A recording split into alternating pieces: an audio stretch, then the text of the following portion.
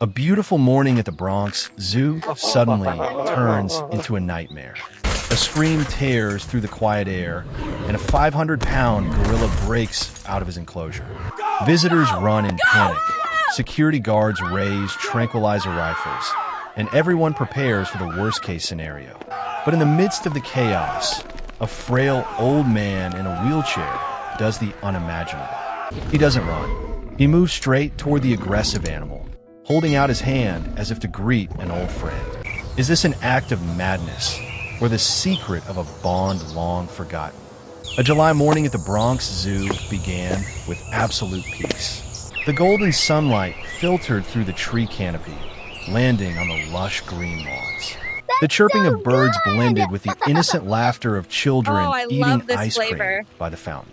Families strolled leisurely, admiring the wonderful creatures from all over the world, enjoying a perfect summer day. The air was fresh and gentle, like a fairy tale painting just brought to life. But then, the painting shattered. A deafening, metallic S-series CH of tearing metal echoed, followed by the deadly sound of shattering glass. The sound was like a knife cutting through the stillness, startling everyone. An urgent announcement blared over the loudspeaker, the voice trembling to the point of distortion. Emergency alert. This is an emergency. All visitors, please evacuate immediately. Emergency alert. Something had escaped. From the gorilla's maximum security area, a huge black shadow burst out.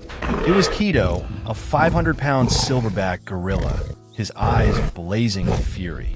He wasn't walking, he was running, his heavy steps shaking the ground. A roar reverberated everywhere. Not a normal roar, but a primal scream of anger, frustration, and pure instinct. In an instant, the fairy tale collapsed completely. Chaos erupted. Screams echoed as people fled in disarray. Baby strollers were tipped over, ice cream splattering on the ground. Security guards, with grim faces and vigilant eyes, raised their tranquilizer rifles, preparing for the worst. Was there any way to prevent this tragedy without resorting to violence? The question hung in the air, heavy and palpable. The world seemed to hold its breath, waiting for an inevitable confrontation. However, in the midst of that wave of panic, one person was moving in the opposite direction. A man was moving toward Keto. Why would an 80-year-old man in a wheelchair choose to move toward the very danger everyone else was running from? That man was David Thoreau. He had been retired for 20 years, a name that had faded for the new generation of staff. His body was old and frail, but his deep blue eyes still sparkled with wisdom, holding a story spanning over 2 decades. David was more than just a former animal caretaker. He was the one who had found Keto when he was a baby gorilla, abandoned by his mother and nearly hopeless. In those first days, Keto was not the fierce animal everyone saw now. He was just a small, weak, and lonely black fur ball that needed the warmth of a human hand. David stayed up many nights to prepare milk, gently feeding him every spoonful. He held him in his arms when he was sick, stroking his soft fur to comfort him during stormy nights. The bond between them was not the relationship of a caregiver and a creature being cared for. It was a deep, unconditional love. David taught Keto to trust this world, showed him his first friendly gestures, and even whistled a unique melody that only the two of them knew. Every moment, every memory was etched into the minds of both. And now, when everyone considered Keto a threat, David saw the son he had once cherished in his arms. He felt no fear. On the contrary, he felt pain. He understood that Keto's roar was not a roar of aggression, but a scream of hurt and loneliness. While the security guards were still grappling with their orders, David slowly rolled his wheelchair toward Keto. The remaining visitors held their breath, watching him with terrified eyes. The wheelchair moved slowly, like an exclamation point in the chaotic scene. The moment David stopped, facing Keto, the air seemed to stand still. Keto, growling, immediately recognized him. He stopped, stood up on his hind legs, and beat his chest with a powerful rhythm, his massive body like a mountain ready to collapse.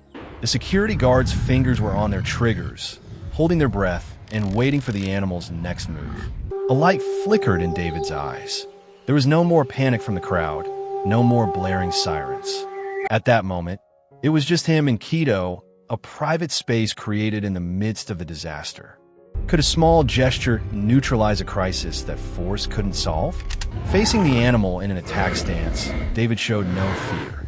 He slowly raised his right arm, palm up. It was a gesture only the two of them knew, an invitation to play that he had used to make Keto laugh when he was a crying infant. Then, he gently whistled a familiar tune, the one he often whistled for Keto when he bottle-fed him.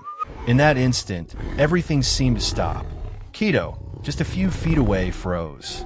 His furious eyes stared at him, but then a strange change occurred. The animal took a deep breath, as if trying to recognize a familiar scent after so many years of separation. Memories flooded back. Images of an old man with a kind smile, gentle strokes, and meals fed by hand.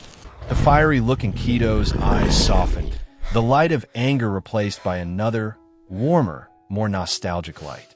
He bowed his head, beat his chest twice, not as a challenge, but as a sign of recognition.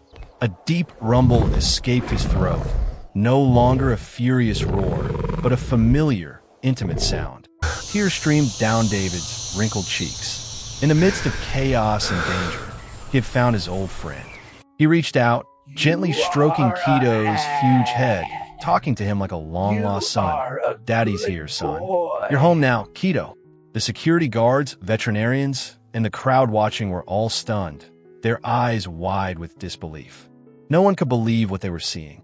Keto, a gorilla who could kill a person with a single swipe, was as docile as a puppy, letting David pet him. They had been ready for a bloody confrontation, but what they received was a miraculous moment, a salvation born of love. All weapons were lowered, everyone just watched, moved to tears. Faced with a tense escape, the most miraculous solution wasn't found in force, but in a memory. Keto, as if he understood, obediently and trustingly followed David back to his enclosure. His gait was no longer heavy, but became light and calm, like a child following his father. No one had to use tranquilizer guns. No one had to scream or chase. The huge animal simply followed David, willingly, and not a single act of violence occurred. Before stepping back into his enclosure, Keto turned his head.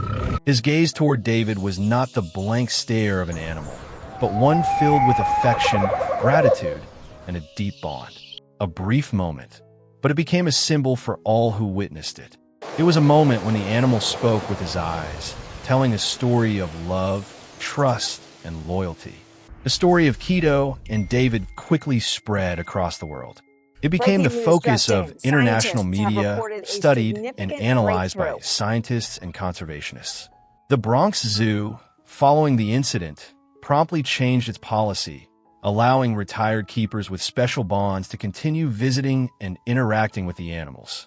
This not only helped the animals feel safer and happier, but also opened a new door for research on the memory, emotions, and emotional attachment of primates. This story taught us a valuable lesson. Love can heal wounds, break down barriers, and create connections beyond human understanding. Keto was not a wild animal.